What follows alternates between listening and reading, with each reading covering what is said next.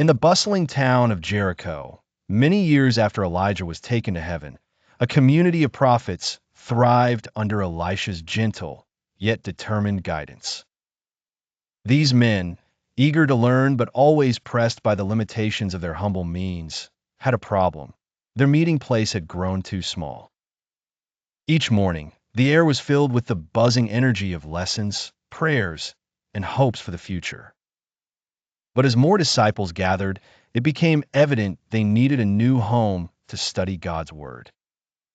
One bright morning, as the sun shimmered across the Jordan's surface, a devoted young prophet, Amos, proposed, "Let us gather wood by the riverbank and build a larger house, so everyone has room to hear the word of the Lord." Elisha nodded warmly. "Let us go." The men cheered and hurried to fetch their simple tools. As the group arrived at the riverside, Amos borrowed an axe from a generous townsman. The axe was precious, the iron head rare, and costly for ordinary folk. With the rhythmic sound of chopping, the riverbank echoed with anticipation and purpose. Each swing built upon a foundation of faith and community.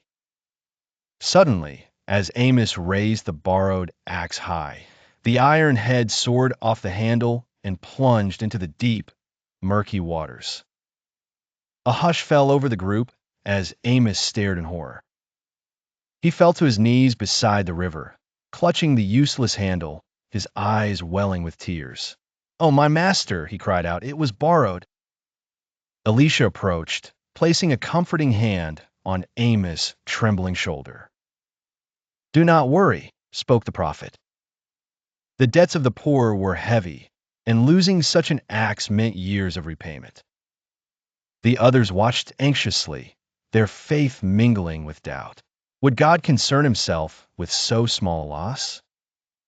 Elisha calmly found a nearby branch, broke it, and tossed it into the exact spot the axe had vanished. The river's surface was still for a moment.